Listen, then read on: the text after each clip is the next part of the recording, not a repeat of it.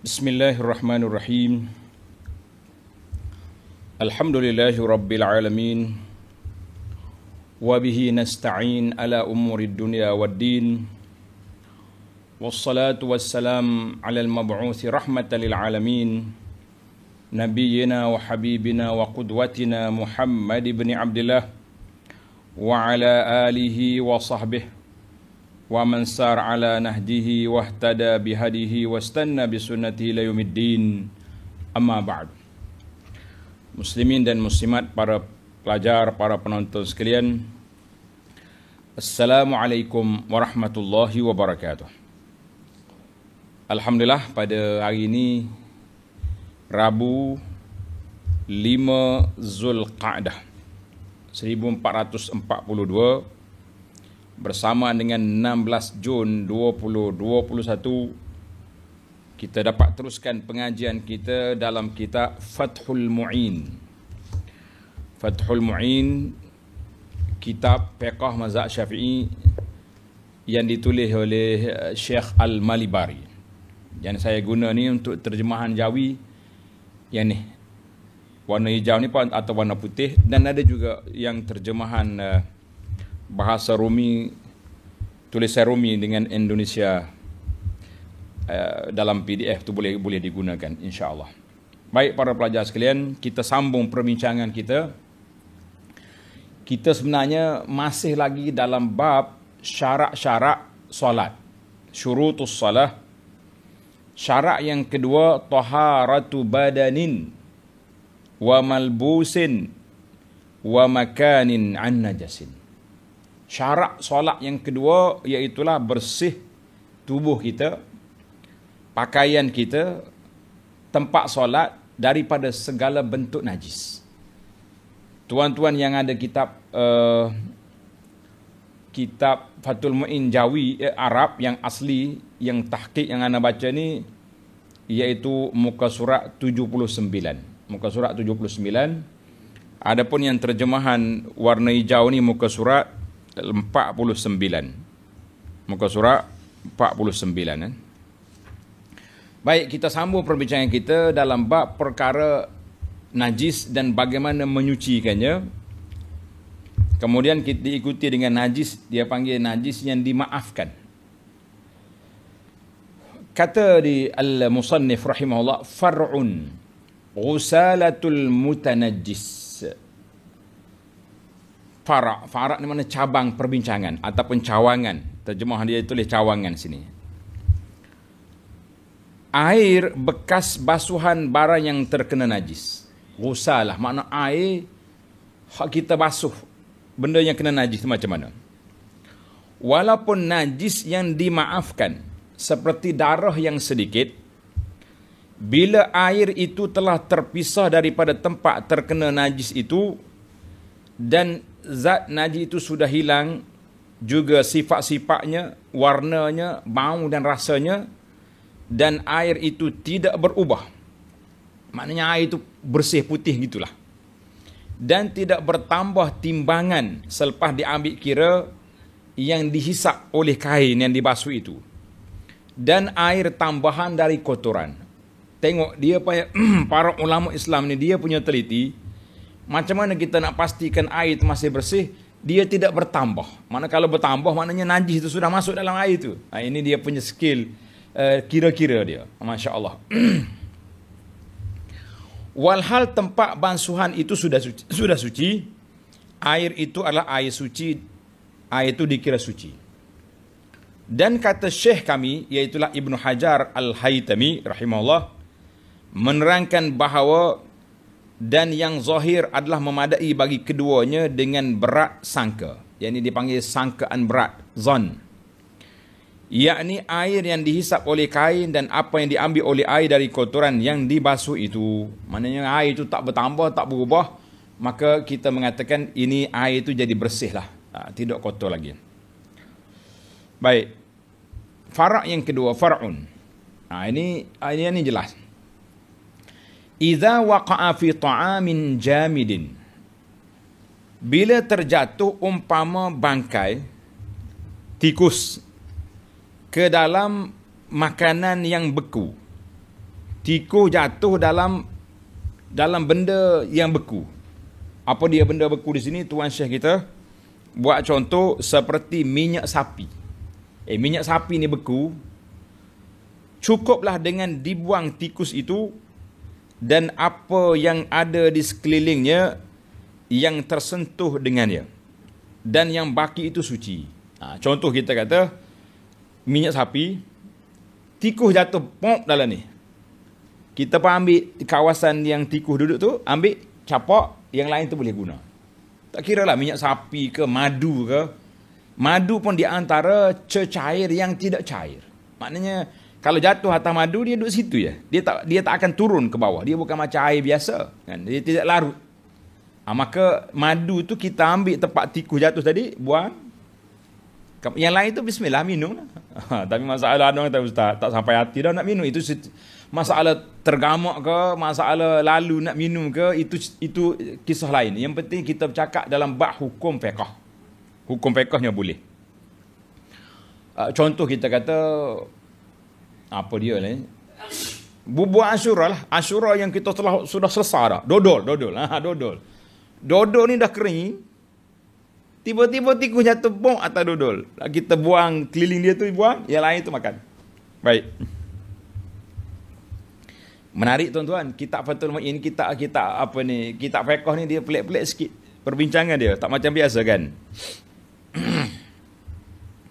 Far'un, cawangan lagi.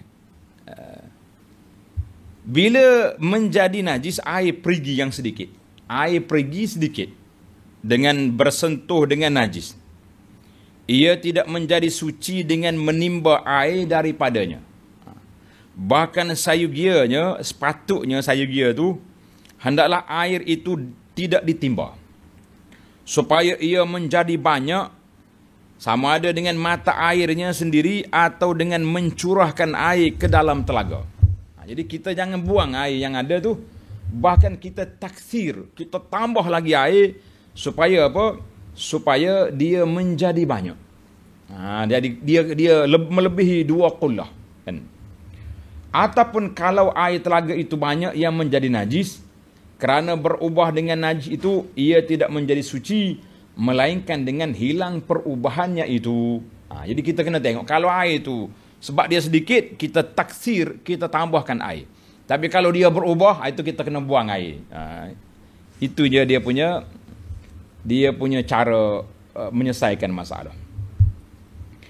Maka bila dalam perigi yang dalam airnya yang banyak itu masih tertinggal benda najis, seperti misalnya bulu tikus. Mana tikus jatuh dalam ni, busuk dah air, kita buang semua, tapi bulu dia ada kat bawah tu.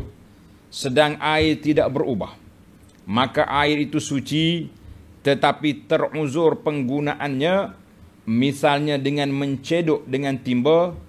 Adapun kalau orang menyelam dalamnya dengan berniat mengangkat hadas besar atau kecil, maka itu boleh. Tapi kalau kita ambil dengan timba, jadi bila ambil dengan timba, dia keluar daripada hak dua qullah dia tu, ada bulu tikus dia tu, tak boleh. Itu dia punya cara.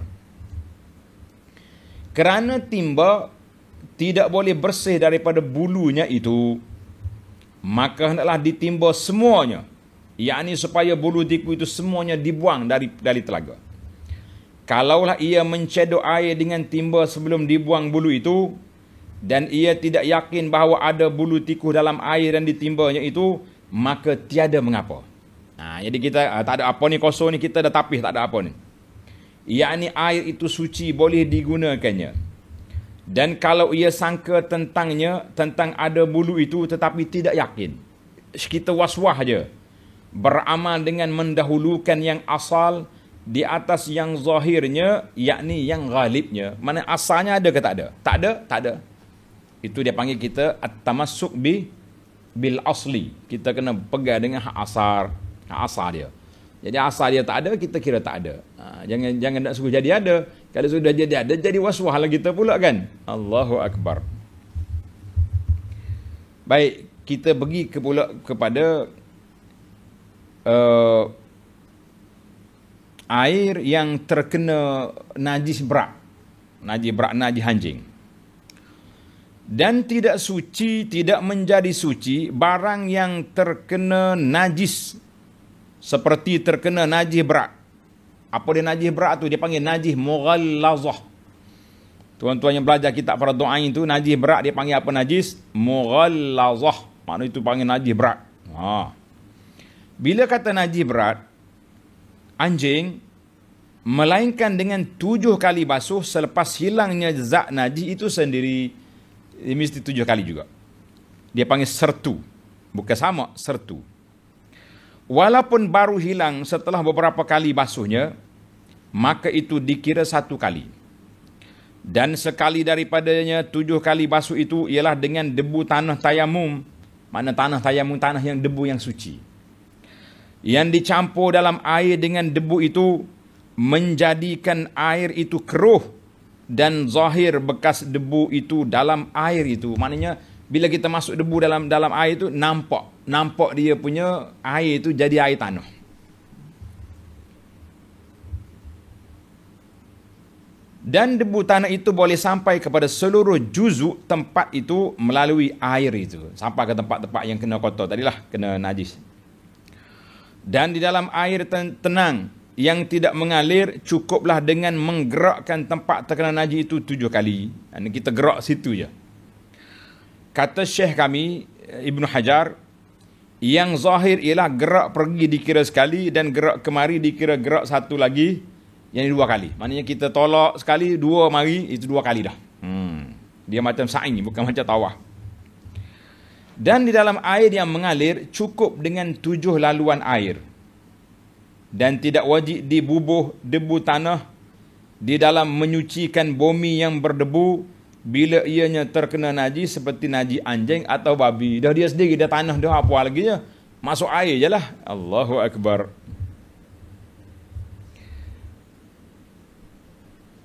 Baik. Far'un. Cawangan lain pula ni. Cabang lain pula dari sudut hukumnya. Kalau seseorang menyentuh anjing di dalam air, anjing duduk dalam air, kita pergi nak sentuh dia ataupun nak selamatkan dia, macam mana? Ni orang-orang yang kerja rescue ni kena belajar ni. Menyentuh anjing dalam air yang banyak, misalnya dalam sungai, tidak menjadi najis tangannya. Kalau anjing mengangkatkan kepalanya dari dalam sesuatu bekas air dan mulutnya basah, walhal tidak diketahui adakah mulutnya menyentuh air, maka air itu tidak dikirakan najis kerana basah mulutnya diihtimalkan dari jilatannya sendiri. Ini ahli fiqh dia tak mau was-was sebenarnya. Dia suka nak ketepikan perkara-perkara yang boleh menjadikan kita was-was, sebab kita tak mau menyusahkan orang. Habis lagi. Kata Imam Malik. Tanda sikit. Tanda tuan-tuan. Qala Malikun wa Daud. Menurut pendapat Imam Malik dan Daud Az-Zahiri, al-kalbu tahirun. Anjing adalah suci. Macam kambing, bukan suci. Kalau kita makan macam kambing, kau orang salah faham kata boleh makan. Macam binatang lain juga, macam musang, kucing. Anjing adalah suci dan air sedikit yang terjilat anjing tidak menjadi najis. Hanya sahaja wajib membasuh bekas yang dijilat itu adalah sebagai amalan ta'abbudi. Tanda tuan-tuan, dia panggil ta'abbudi, artinya semata-mata kerana beribadat ikut arahan Nabi, sebagai amalan yang disuruh syarak, bukan kerana najis. Oleh kerana Nabi, hadis Nabi sallallahu alaihi wasallam, Nabi kata, Nabi bersabda, idza walagal qalbu, apabila anjing jilat bekas kamu, maka kamu kena basuh 7 kali, sekali dengan tanah. Maka kita kata basuh itu ta'abbudi. Itu makna ta'abbudi. Tak tahu sebab apa. Sebabnya Nabi suruh basuh. Itu je. Tapi bagi kita yang majoriti yang mengatakan basuh tu dengan sebab najisnya air liur anjing, panjanglah pula dia punya perbahasan. Cuma kita nak bagi tahu sini, ada pandangan dari kalangan ulama ahlus sunnah yang khilaf dalam masalah ini. Sebab itulah waktu nak bawa pelajar-pelajar kita ni pergi dakwah ke perkampungan orang asli. Orang asli dia hidup dalam hutan. Mereka juga suka berburu kan. Biasa dia membuat buru dia tu dengan anjing, dengan anjing ni boleh jaga kawasan dia, boleh.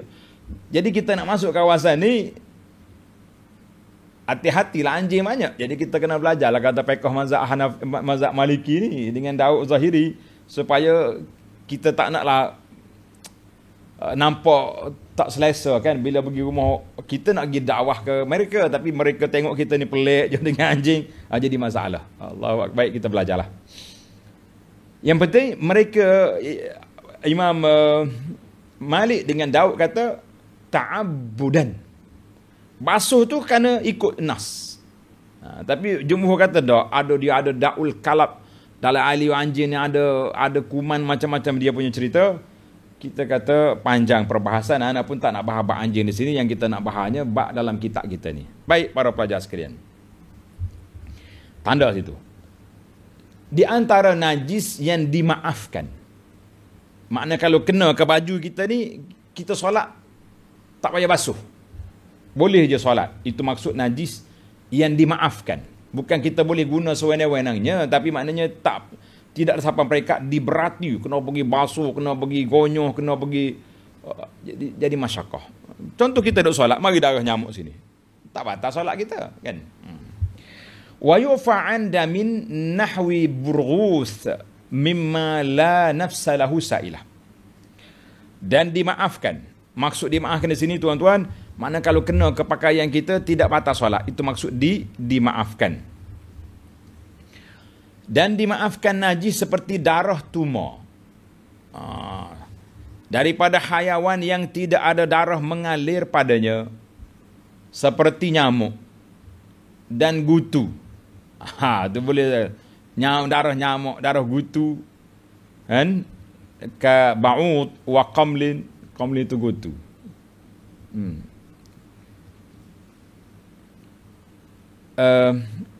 Dan tidak diampuni, tidak dimaafkan najis dari kulitnya, yakni bangkainya. La an jildihi. Kalau kulit dia sendiri dah. Naknya hok mari daripada luar. Dan darah seperti bisul. Bisul kalau kita tengah solat pecah bisul kita kat betis contohnya. Itu dimaafkan. Dan jerawat. Bahasa Arab kata basrah dengan sa. Basrah tu darah jawab. Kita tengah duk solat Allah Akbar, terkutis keluar darah. Tak payah berhenti. Teruskan. Darah dari luka, nanah dan air bisanya walaupun banyak. Walaupun banyak darah dalam nanah dan ada air bisa itu dengan nisbah bagi bisul itu di dalam seperti tumor dan bisul itu, dan ianya mengalir bersama-sama peluh, atau menjadi banyak yang pertama yang darah tumor bertumpuk pada pakaian mengikut nukilan yang mu'tamad dalam kitab fiqh kita ni, dan dengan syarat adanya darah itu adalah dengan tidak perbuatannya sendiri, yakni bukan disengajakannya hingga darah itu keluar mengenai pakaian sedemikian. Jadi jangan pula kita tengah duduk solat duduk kutih darah lah. Dia pecah sendiri, maka itu dimaafkan. Maka bila darah-darah itu banyak dengan sengaja diusahakan, seperti sengaja membunuh nyamuk pada pakaian-pakaian, atau ia sengaja memicit seperti bisul, atau ia menanggung, yakni memakai pakaian yang ada darah nyamuk padanya, kita pergi ambil baju yang tak basuh lagi itu pakailah. Dan ia sembahyang dengan memakai pakaian itu, atau ia menghamparkan kain yang berdarah dan sembahyang di atas kain itu, atau ia menambahkan lagi pakaian yang ada berdarah di atas pakaian yang sudah dipakai pada badannya, bukan dengan sesuatu tujuan seperti berhias, maka tidaklah dimaafkan daripada darah-darah itu semuanya, melainkan yang sedikit daripadanya mengikut yang asahnya. Asahnya mana pendapat yang paling sahih. Sebagaimana yang ada keterangannya dalam At-Tahqiq, nama kitab Imam Nawawi, At-Tahqiq, dan juga Al-Majmu', itu nama kitab tu pelajar. Sekalipun maksud kalam Raudah, maknanya tulisan Imam Nawawi dalam kitab dia Raudatul Talibin, lain pula sikit. Dalam kitab Raudah kata apa? dimaafkan daripada yang banyak daripada darah seperti bisul walaupun sengaja dipicit. Dalam Raudah kata kalau kita tekan picit pecah pun tak apa. Tapi dalam tahqiq kata jangan tekan. Jangan dipecahkan dia. Allah.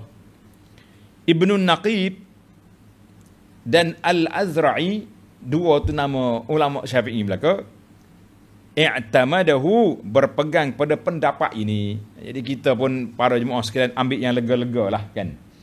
Ambil yang orang panggil yang lebih menyenangkan lah. Kita pun tak tahu. Kita duduk solat, rasa gatal je, pergi tekan, pecah jerawat. Adakah nak jadi batang? Waktu kita duduk, kan jerawat naik kat punggung, ke tengah kita duduk solat, sengit-sengit itu, pecah jerawat.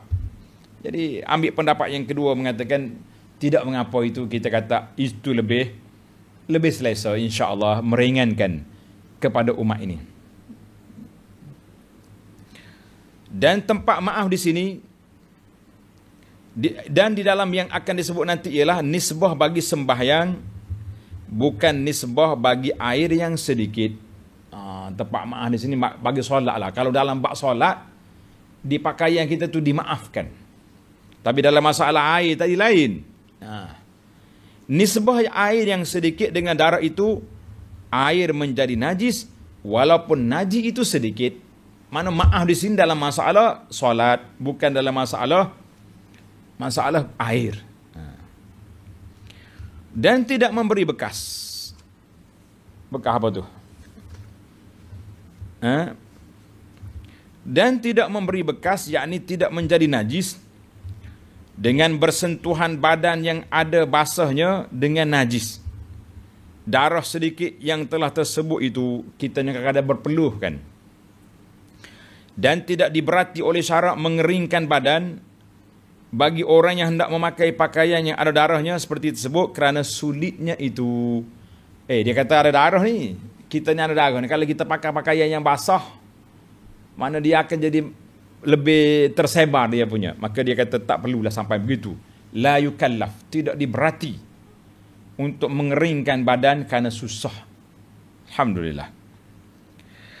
Dan termasuk daripada najis yang dimaafkan ialah sedikit daripada darah orang lain, iaitu darah yang lain yang bukan mughallazah, bukan darah najis babi dengan anjing.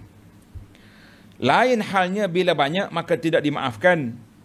Dan daripada orang lain yang dikirakan dimaaf daripadanya, sebagaimana yang dikatakan oleh Syekh Al-Azra'i, ialah darah sendiri yang telah terpisah dari badannya kemudian mengenainya pula, maka darah itu dimaafkan seperti darah orang lain juga. Darah kita ni terpisah dah tapi terpencik balik pada kita. Ataupun darah orang lain, dia tengah-tengah kita duduk solat, tiba-tiba dia pecah dia punya kutil di sini, terpencik darah dia kepada kita. Maka itu dimaafkan seperti darah orang lain juga. Dan dimaafkan juga sedikit daripada darah seperti darah haid dan darah hidung, sebagaimana yang disebut dalam kitab Al-Majmu'. Sedikit lah. Contohnya kita kata kita duduk solat sebelah orang ni, tiba-tiba orang sebelah kita ni keluar darah haid dia, emergency, dia pun tak sangka kan, tidak dia tak solat lah kan, jadi terpencit sikit, itu dimaafkan. Ataupun ni musim-musim panas kan, dia bersih, keluar darah hidung, kena kita sikit, dimaafkan, tak payah berhenti solat. Dalam kitab Al-Majmu'.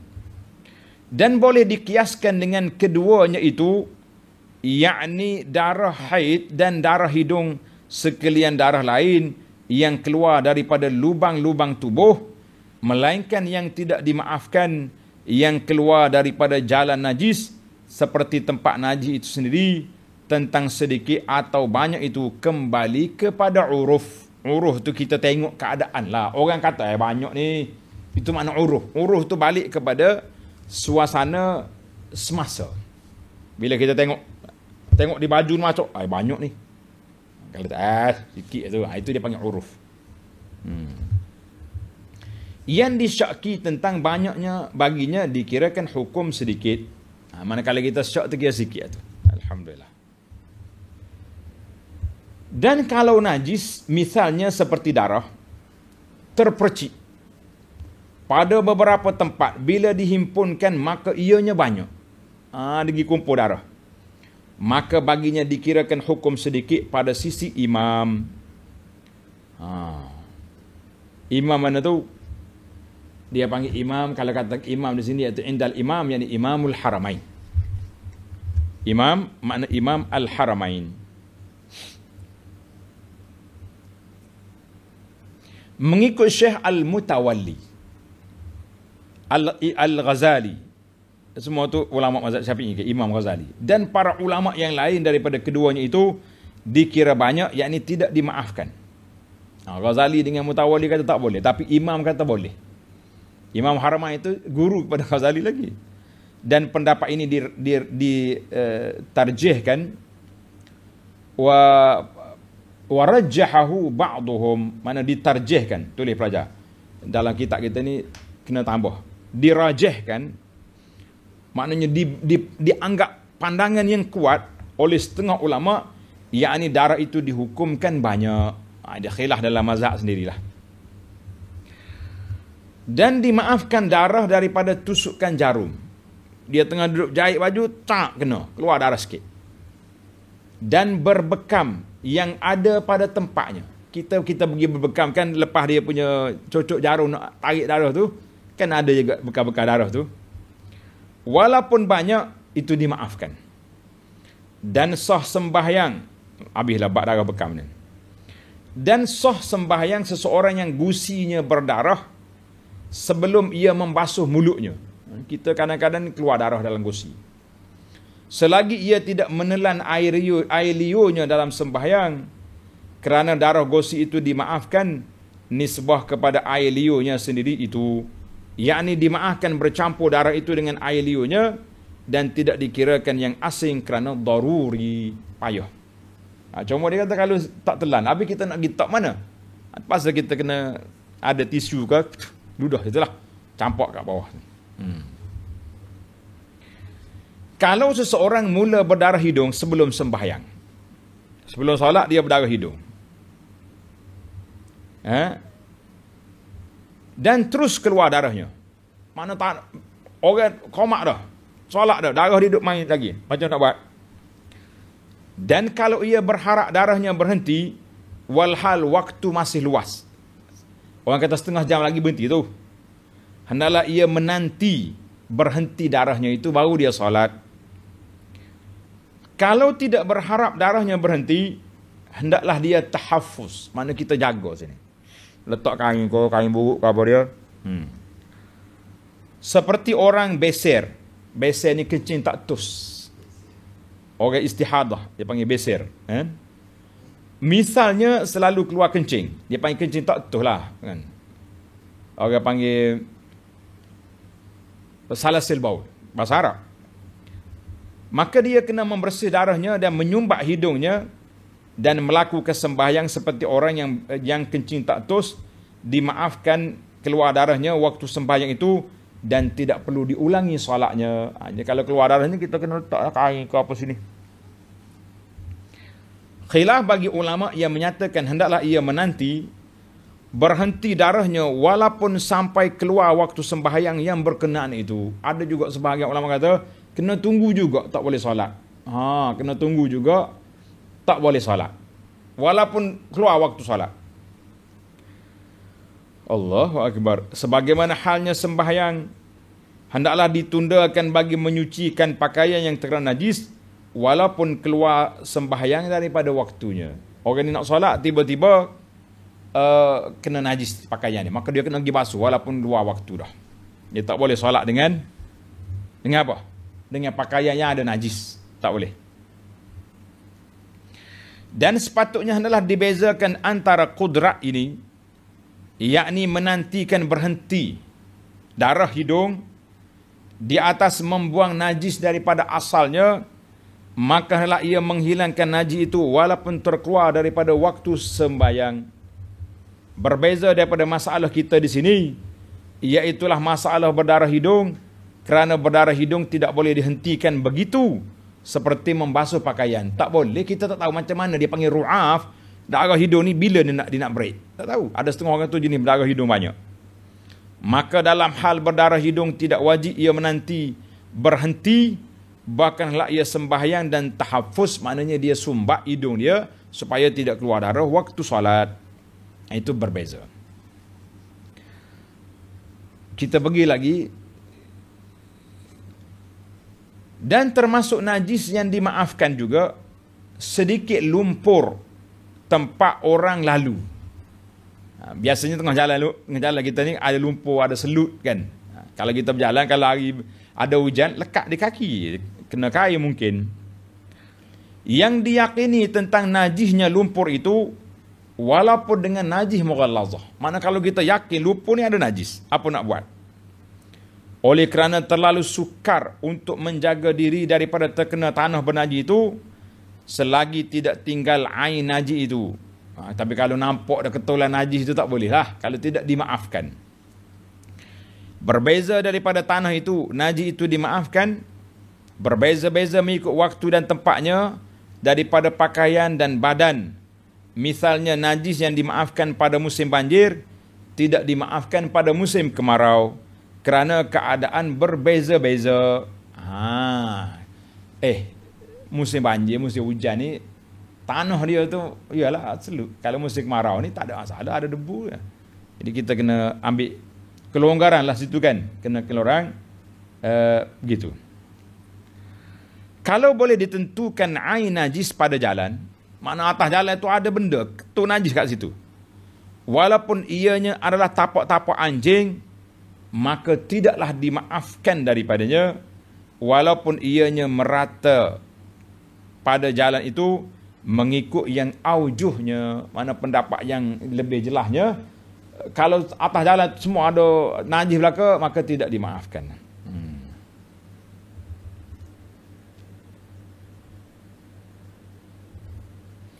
Dan Syekh kami Ibn Hajar ada mengeluarkan fatwa. Imam Ibn Hajar dia ada kitab dia Al-Fatawa Al-Fiqhiyah kan. Fatwa Hadithiyah Ibn Hajar. Menarik kitab ni. Kita orang belajar fiqh ni, ustaz-ustaz kita ni kena murojaah banyak. Fatwa-fatwa ini dia banyak perbincangan. Dia berbeza dengan kitab fiqh dia susun tu. Sebab hal ni ada soalan yang pelik-pelik dalam tu. Dan Syekh kami ada mengeluarkan fatwa berkenaan dengan jalan yang tidak ada tanah padanya, bahkan yang ada padanya ialah najis manusia. Macam zaman dulu kan, orang pergi berak tengah jalan. Aduh, macam mana ni? Tahi anjing dan hayawan-hayawan, lalu turun hujan di atasnya, hujan turun, macam mana kita nak buat? Dan terpercik pada pakaian najis, pada pakaian najis itu terpercik pakaian, kena hujan. Oleh kerana turun hujan itu, maka hukumnya ialah dimaafkan kerana terlalu sukar untuk mengelak diri daripadanya. Kalau kita rasa kita sukar, dimaafkan. Alhamdulillah. Ini di antara najis-najis yang dimaafkan. Kita jangan duduk main was-was lah. Ni tak tahannya najis maaf dah. Dan ulama kata maaf, kita pula jadi tak maaf. Kita pula tidak memaafkan kita. Sebab apa? Sebab kita was-was. Ini masalah. Baik. Qaidatun muhimmatun. Suatu kaedah yang penting. Apa dia? Sesungguhnya sesuatu yang asalnya suci dan kemudian berat sangkaan, zon, itu berat sangkaan, ghalaba ala zon, bahawa ia terkena najis. Asal benda ni bersih, tapi kita sangka, berat sangkaan kita ni dia kena najis. Kerana ghalibnya barang yang seperti itu adalah najis. Di dalam hal ini ada dua qaul, dua pandangan ulama. Dua pendapat yang terkenal, pendapat asal dan zahir atau ghalib. Yang lebih kuat dari dua pendapat itu ialah bahawa benda itu adalah suci. Sebab apa kita kata suci? Beramal dengan asal yang diyakini. Mana asalnya suci. Misalnya, kalau seekor hayawan kencing dalam air yang banyak, lebih daripada 2 qullah, dan air itu berubah, Dan disyaki tentang sebab berubahnya itu, adakah dari kerana air kencing atau kerana lama air itu di situ. Mana air ni bertakung lama tak guna, dia pun bau macam-macam. Maka dihukumkan najis air itu beramal dengan yang zahir. Hak zahirnya nampak tu, bau tu. Kerana yang asal itu adalah lebih tepat dan teguh daripada yang ghalib yang berbeza-beza dengan hal dan masa. Dan hukum yang asal seperti itu adalah seperti pakaian pembuat arak, orang dalam haid, dan kanak-kanak, dan bekas-bekas milik mereka yang berpegang kepada agama, yang ada dalam hukum mereka ada penggunaan benda-benda najis. Dan keping-keping kertas yang ghalib biasa dihampar di atas benda yang ada najis. Misalnya seperti keping kertas yang dijemur di atas dinding yang ada najis padanya. Kerana ianya ada dicampur dengan najis di dalam perbuatannya, maka itu dikira campur.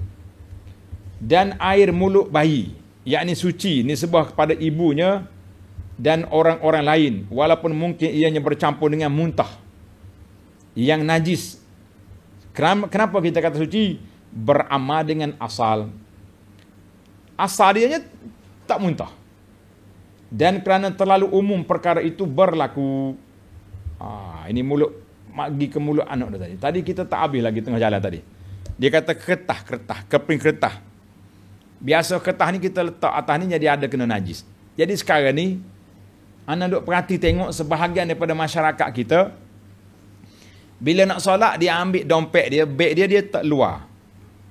Bila orang lalu dia jeling juga, takut orang ambil kan. Orang salah buat sepak ke pergi jauh, lompat dia pergi cari. Ada kita tanya, kenapa buka dompet, buang dompet? Dia kata seluar dia ketat. Nak duduk sujud payah, tak apa. Yang kita bimbang yang kedua ni. Dia kata duit kita ni macam-macam. Kita beli bagi RM100 kan, tuang kedai pulang balik duit RM90. Mungkin tangan dia tu, kedai toke bukan Islam, non Muslim, tangan dia bekas babi lah, bekas jamur anjing lah, bekas darah. Kita kata semua itu tolak dengan hukum asal. Asal kertas tu tak ada kena najis. Kenapa kita nak menajiskan dia? Tak usah was-was. Simpan je duit dalam poket, solat je. Ni macam-macam dia punya was-was. Mari. Baik para jemaah sekalian. Pak mana kita ni? Dan sutra pula. Dan sutra juh yang terkenal yang ada pada pembuatannya lemak babi.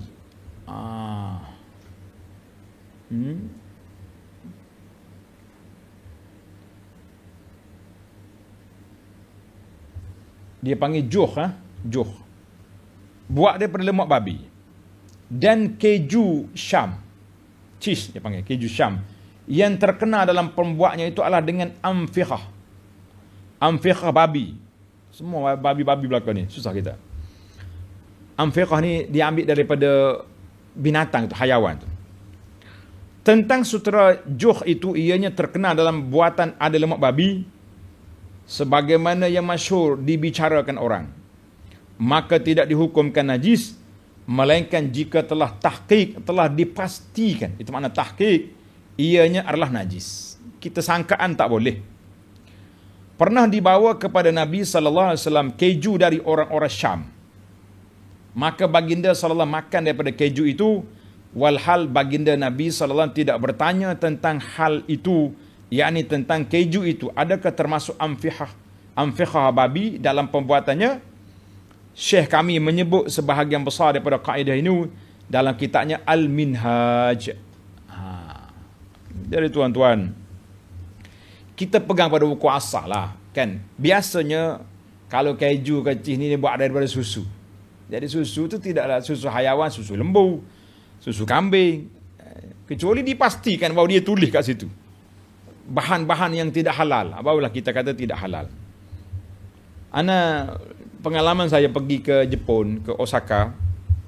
Sahabat-sahabat kita di sana, dia nak makan tu dia tengok benda lah. Kalau daging tu sukarlah sikit sebab ada isu sembelih, tapi biasa orang Jepun dia suka makan ikan. Makan benda laut, sushi dia tu kan. Jadi dia bila dia nak makan, dia tengok dia punya ni apa dia bahan. Dia tengok tak ada. Dia makan. Berpegang dengan hukum asal.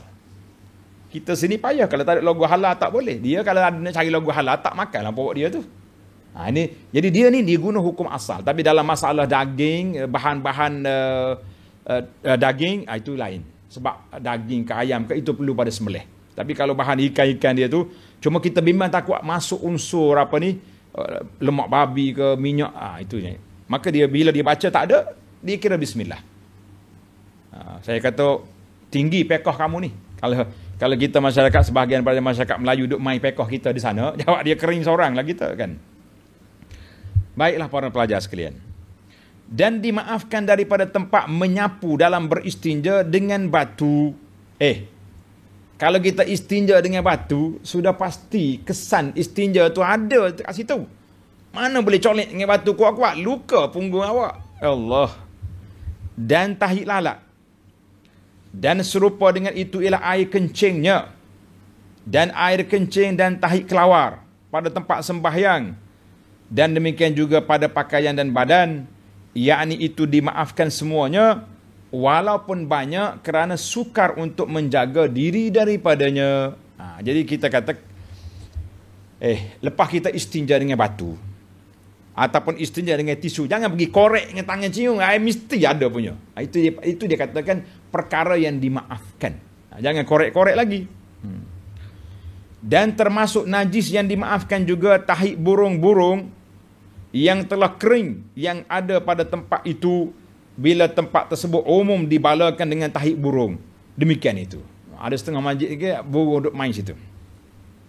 Syarat dimaafkan itu ialah bila najis itu kering. Tempat itu umum dibalakan dengan hal itu dan tidak disengajakan menyentuhnya, maka maksud kata-kata Imamun Nawawi dalam Al-Majmu' al-afu anhu fi thawbi wal badani aidan, berkenaan dengan hal itu dimaafkan najis itu bila terkena pada pakaian dan badan. Selesailah masalah kita. Tengah kita solat contohnya, kita duduk tawaf Mekah, tiba-tiba burung berok atas baju kita, jalannya. Itu dia panggil burung duduk pusing dekat Kaabah tu. Dan tidak dimaafkan daripada tahi tikus. Sudah. Banyak juga tahi tikus ni. Walaupun kering mengikut pendapat yang aujuhnya. Tetapi Syekh kami Ibn Ziyad mengeluarkan fatwa seperti setengah daripada ulama mutaakhirin, ulama yang kemudian ini, bahawa ianya dimaafkan bila umum dibalakan dengannya pada sesuatu tempat itu. Kawasan kita ni tikus banyak, tahi dia pun banyak. Sebagaimana umum dibalakan suatu tempat itu dengan tahi burung, sebagaimana yang sudah disebutkan di atas. Jadi kalau tempat itu memang banyak sekali tahi tikus, jadi kita tepikanlah, maka itu dimaafkan. Dan tidak sah sembahyang seorang yang menanggung orang lain yang beristinja dengan batu. Orang ni istinja dengan batu, kita pergi galah dia, letak atas belakang kita. Tak boleh, sebab di punggung tu ada kesan dia. Misalnya kaki orang bisnis terletak di atas kakinya waktu tahiyat dan sepertinya. Maknanya kaki kita sini, paha dia duduk atas kita. Mana macam kita menanggung dia. Itu tak boleh. Atau menanggung seekor hayawan yang pada lubang najisnya ada najis-najis. Atau menanggung hayawan yang disembelih pada tempat sembelihnya sudah dibersihkan, belum lagi dalam perutnya. Dalam perut itu ada najis lagi. Atau menanggung mayat yang suci seperti anak Adam dan belalang yang batinnya belum dibersihkan. Kalau menanggung hayawan yang suci, yang hidup, maka dengan hidupnya itu tertolaklah najis ini sehingga menjadi tidak mengapa walaupun dalam hayawan yang hidup itu ada najis. Ini masalah kita hari ini. Kita sendiri ni bawa tu najis ke tidak? Tangki safety ada ke tidak? Semua orang bawa safety belaka. Maka kalau hidup, benda tu duduk di tempat dia, tak jadi masalah. Sebab itulah kita setengah orang ni was-was. Was-was dengan apa? Was-was dengan anak kecil. Dia kata budak ni, anak kecil main kat kita ni, dia tak bersunat lagi, tak berkhitan. ada kuluk. Kita kata kalau dia ada kuluk pun duduk dalam bekas dia, bukan duduk kat luar, itu tak jadi masalah. InsyaAllah. Jangan ada waswah dalam masalah ini.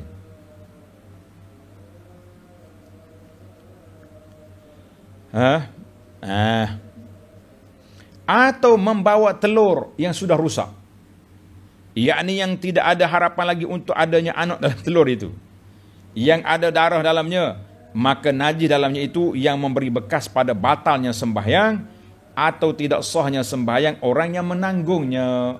Kena hati-hatilah. Dan tidak sah juga sembahyang seseorang yang memegang sesuatu yang hujungnya berhubung dengan najis, walaupun hujung itu tidak bergerak dengan geraknya dalam sembahyang itu. Contohnya, ada tali sini, tali itu tersangkut di anjing, kan? Kita pegang tali itu tak boleh. Tapi kalau mikrofon mic yang kita sangkut sini, dia naik atas menara, banyak taik tikus, banyak taik cicak, itu tak jadi apa. Sebab apa? Wayar ni dia pergi ke amplifier tu ya. Kita tak kira yang lepas pada tu. Kalau nak kira tu dia panggil waswah, nama dia macam tu. Jangan banyak waswas. Baiklah para jemaah sekalian, far'un. Satu cabang lagi. Bila seseorang melihat orang lain yang hendak sembahyang, kita nak solat, walhal pada pakaiannya ada najis yang tidak dimaafkan. Kita nampak najis, darah dia penuh, contohnya. Maka wajib ia memberitahu orang itu, saudara, ni ada najis ni. Kita kena maklumkan. Demikian juga wajib ia mengajar seorang yang dilihatnya mencacatkan di dalam melakukan sesuatu yang wajib dalam ibadat menurut pegangan imam yang diikuti orang berkenan itu. Wajib kifayah kalau ada orang lain, tapi wajib aini kalau tidak ada orang lain. Maknanya kalau orang lain dah tegur dah, tak payahlah kita pergi campur jugalah. Bising jadi, biar dia tegur cukup. Dia kata kita kena ikut pendapat imam orang tu. Kalau contohnya dia mazhab Hanafi, kita tegur dia mengikut mazhab dia lah. Kalau tidak, kelahi pula kita. Kita tak boleh, dia mazhab dia kata boleh. Jadi jangan duk kelahi orang. Ni banyak jadi di Mekah ni. Dia tegur kita mazhab lain, dia mazhab lain. Ada perbezaan sedikit. Baiklah para jemaah, kita tamatkan bab kita ni. Ambil masa sedikit. Tatimmatun. Sebab saya nak tamatkan. Dalam syarat yang kedua, syarat sah solat itu mesti bersih daripada pakaian, bersih daripada najis, daripada pakaian, badan dan tempat. Tatimah maknanya penyempurnaan perbincangan bab ini. Sikit je lagi. Istinja dengan air menjadi wajib setiap kali keluar benda kotor dari lubang najis pada badan. Setiap kali keluar benda, kita kena istinja. Tak kira lah dengan air ke dengan apa, dia panggil istinja. Tapi kalau benda tu kotor, maka kena istinja dengan air. Dan mencukupi dalam istinja dengan air itu berak sangka bahawa najis itu sudah tiada lagi. Kita basuh-basuh, tak ada dah. Dan kalau sudah berak sangka najis sudah hilang, tidak disunatkan lagi mencium bau tangannya yang digunakan dalam istinja itu. Kan? Kita sudah basuh, jangan duduk, cari kerja ni, basuh dengan sabun sudahlah. Apa pula kerja? Dan saigianya hendaklah dilakukan dengan cermat, supaya sisa-sisa najis tidak tertinggal di dalam bahagian yang berlipat pada lubang punggungnya. Hati-hatilah. Atau wajib istinja itu boleh dilaksanakan dengan menggunakan benda keras yang kesat. Kita tak ada air, kita guna keras dan kesat. Apa dia? Batu, kayu, cermin tak boleh. Tajam, bukan keras tu. Luka habis. Buluh yang licin tak boleh. Keras, kertas tisu tandas itu boleh. Kertas tisu muka tak boleh, lembek. Dengan 3 kali sapu yang terkena seluruh tempat najis itu pada tiap-tiap kalinya, dengan membersihkannya. Dan disunatkan bagi orang yang masuki tandas, ini adat dah lah ni, tanda tepi tu. Dan sunat bagi orang yang memasuki tandas mendahulukan kaki kiri dan mendahulukan kaki kanan waktu keluarnya. Dengan sebaliknya bagi masjid, kalau pergi masjid masuk kaki kanan, keluar kaki kiri. Ingat, tandas masuk kiri, keluar kanan. Masjid, masuk kanan, keluar kiri. Soalan saya, masuk rumah, kanan ke kiri? Keluar rumah, kanan ke kiri? Jawab, tulis itu. Jadi kita kata, apa dia? Dua-dua tu kanan belakang. Masuk kanan, keluar pun kanan. Sebab dia sama je. Masjid tak? Masuk rahmat, keluar lain. Tandas lah, tempat yang kotor, kan? Tempat yang nak keluar najis. Itu berbeza. Tapi ada pun rumah kita, sama. Dan bila ia hendak masuki tandas, hendaklah ia membuang daripada tubuhnya apa-apa yang dimuliakan, seperti Quran, letak kat luar. Apa yang tertulis padanya nama-nama Nabi, atau malaikat, ataupun nama-nama yang dipakai oleh orang lain daripada Nabi, seperti nama Aziz dan Ahmad. Bila dikosakkan dengan nama itu, nama yang dimuliakan. Manakala ada tulisan-tulisan tu, elok kita tinggal kat luar. Tapi kalau dia terlipat duduk dalam beg kita, tak nampak apa, itu insya-Allah tidak menjadi kesalahan. Dan dalam masa najis sedang keluar, waktu najis tengah keluar tu, hendaklah dia diam, walaupun dari apa-apa yang selain daripada zikir, yakni zikir hati, boleh kita teruskan. Zikir dengan hati. Yang lain jangan bercakap. Apa ni, setengah orang tu duduk buah. Bilik sebelah tandas, bilik sebelah. Yo ya sana, yo ya sini. La, itu bukan makruh itu. Dan dalam masa lain dari kotoran sedang keluar itu, hendaklah ia diam daripada zikir sahaja.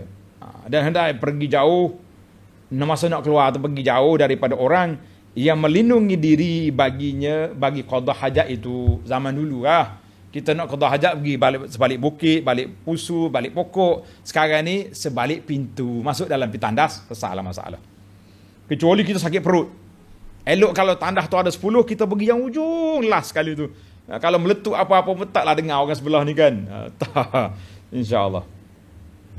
Dan hendaklah ia tidak qada hajat dalam air yang mubah. Mana air yang baik, jangan pergi qada hajat situ. Orang nak guna. Orang di bawah kita naik sungai nanti, tengah nak ambil air minum, mandi, tiba-tiba air ada atas kepala. Kan? Dan yang harus bukan air yang disabilkan. Air sabil itu air orang wakaf.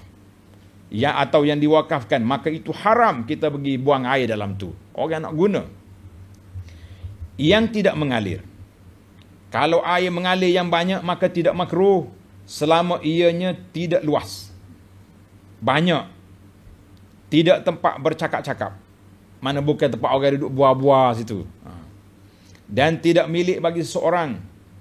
Dan bukan jalan laluan orang. Jangan buang air kat situ. Itu perbuatan sebuah. Ada qaul, mana ada pendapat, ia mengatakan bahawa haram buang air besar pada jalan. Terpijak habis orang. Kenapa awak ni? Dan tidak di bawah pokok yang berbuah, yang dalam miliknya sendiri. Kalau luruh buah apa ni, buah rambutan ke buah mangga, macam mana kita nak ambil? Duduk atas tu. Ya, kata orang kan. Atau pokok dimiliki oleh orang lain yang diketahui reda tuannya. Kalau tuannya tak reda, maka haram perbuatan itu.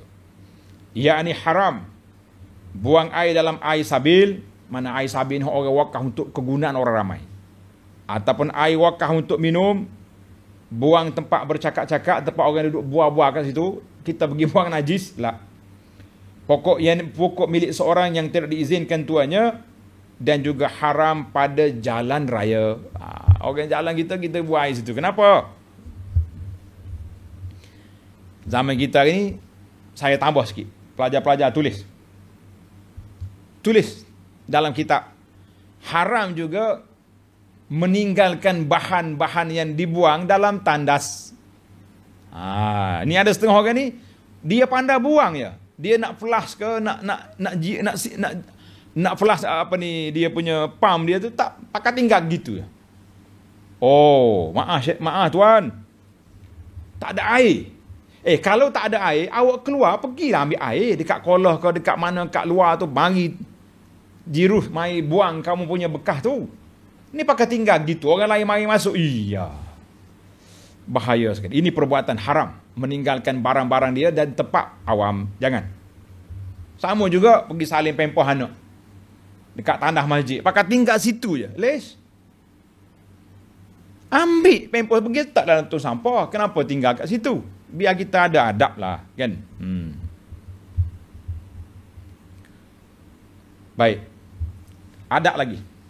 Dan hendaklah di dalam masa qada hajatnya ia tidak menghadap ain kiblat.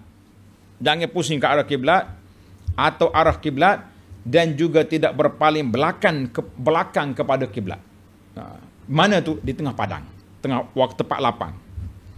Dan haram menghadap kiblat dan membelakangnya dalam masa qada hajat pada tempat yang tidak disiapkan baginya. Kita pergi tengah padang ke di mana? Haram. Kalau kita ni kata, yakni bagi bilik buang air. Kalau dalam bilik buang air itu tidak mengapa. Macam tandah kat rumah kita tu tidak mengapa, sebab sudah dalam bilik, dia tak pergi jauh. Tapi tidak elok lah sepanjang umur hidup kita duduk buang air ikut kiblat, kan. Eloknya kalau nak buat rumah, kita kena design tandah kita jangan menghadap ke arah kiblat, walaupun dalam bilik, keluar daripada khilaf ni. Dan bila tidak ada sesuatu yang melindungi orang qada hajat itu daripada arah kiblat, maka kalau ia menghadap kiblat dengan dadanya dan ia memalingkan alat kelaminnya dari arah kiblat dan menunaikan hajatnya, kencingnya tidak haram. Body kok ni tapi pusing ikut lain dia punya alat, macam mana tak tahu ni. Khilaf sebaliknya, yakni tidak boleh kalau ia menghadap, kalau di kawasan sebelah sini ke sebelah selatan atau utara dengan dadanya, kemudian ia memalingkan kemaluan ke arah kiblat, kemudian ia mengeluarkan air kecil, maka itu haram. Detail juga kita ni, kan. Allahu Akbar. Dan hendaklah ia jangan bersiwak. Bersiwak maknanya jangan duduk bersugi dalam tu. Wala yustaq. Jangan bersiwak dalam masa qada hajat. Ni ada setengah orang yang bawa bergigi masuk dalam, sambil-sambil sana jalan sini jalan. Lah. Dan janganlah ia meludah dalam air kencingnya, kerana ada qaul yang menyatakan bahawa bersugi dalam masa qada hajat mengakibatkan pelupa. Ini bukan hadis ni. Ini dia panggil petua orang tua. Dan meludah dalam air kencing mungkin mengakibatkan was-was dan kuning gigi. Tulis tuan-tuan. Dalam kitab ni dia panggil petua orang tua. Itu bukan kata hadis, bukan apa dah. Dan hendaklah ia berdoa sewaktu masuk ke tandas, yakni ketika hendak masuk ke tempat buang air atau sebelum duduk. Kalau kita pergi nak buang air tengah padang, sebelum kita duduk tu kita doa dulu. Kalau kita di bilik air, sebelum masuk pintu baca doa situ. Yakni hendaklah dia berdoa sewaktu masuk ke tandas, yakni ketika hendak memasuki tempat buang air atau sebelum duduk, kalau pada tempat yang disediakan untuk itu. Mana bilik air lah, tandas, toilet. Kita baca Allahumma inni a'udzubika minal khubuthi wal khaba'is. Maknanya, ya Allah, saya minta perlindungan denganmu daripada syaitan jantan dan betina. Kita doa. Dan apabila keluar daripada qada hajat, dia baca ghufranak. Ghufranak. Makna keampunanmu ya Allah. Ada lagi bacaan Allahumma alhamdulillahilladzi azhaba 'anil al-adza wa 'afani. Segala puji bagi Allah yang menghilangkan daripadaku apa yang menyakitkan dan mengakibatkan daku tidak selesa. Jadi bila kita keluar tu lega, kita alhamdulillahilladzi azhaba 'anil adza wa 'afani. Segala puji bagi Allah yang telah menghilangkan daripada aku segala penyakit dan memberi keafiat kepadaku. Jadi ada juga hadis ni, tuan-tuan tengok dalam kitab kita ni Perisai Muslim, dalam ni ada bacaan-bacaan dengan takhrij hadis. Macam hadis masuk tandah tadi riwayat Bukhari Muslim, keluar daripada tandah pun ada riwayat juga. Cuma ada lagi tambahan dalam kitab kita ni, Allahumma tahhir, lepas pada istinja kita baca doa Allahumma tahhir qalbi minan nifaq wa hassin farji minal fawahish. Ya Allah, sucikan hatiku daripada sifat munafik dan lindungilah kemaluanku daripada perbuatan keji. Kata di Syekh Al-Hafiz Al-Iraqi, dia kata hakadha dalam Ihya, dan wa isnaduhu dhaif, sanad dia lemah. Tapi kalau nak bacalah, kan. Yang pentingnya sepatah tak pada ghufranak. Alhamdulillah. Jadi ataupun kita baca yang panjang lagi. Ambil dalam kitab Perisai Muslim ni ada. Baiklah para jemaah sekalian, penutup perbincangan kita, qala al-Baghawi rahimahullahu taala, kalaulah orang yang beristinja itu merasa syak selepas beristinja, adakah ia membasuh zakarnya? Aku basuh ke tadi? Tidak wajib mengulangi membasuhnya itu. Dah dia keluar dah. Selesai dah dia punya istinja. Tak basuh lagi. Tak payah. Itu permainan syaitan. Syaitan nak suruh kita masuk balik tandas. Sebab dia suka tengok kita masuk keluar. Akhir kali dia ketawa. Baiklah para jemaah sekalian. Alhamdulillah. Tamatlah perbincangan kita dalam bab yang syarat yang kedua. Syarat sembahyang kedua iaitulah suci daripada najis pada tubuh, pakaian dan badan. InsyaAllah kita sambung dalam perbincangan kita yang akan datang. Wasalisuha satru rajulin walau sabiyan ma baina suratin wa rukbatin. InsyaAllah syarat yang ketiga menutup aurat. Subhanakallahumma wa bihamdika asyhadu an la ilaha illa anta astaghfiruka wa atubu ilaik. Wa sallallahu ala nabiyyina Muhammad wa ala alihi wa sahbihi ajma'in. Walhamdulillahi rabbil alamin. Wassalamu alaikum warahmatullahi wabarakatuh.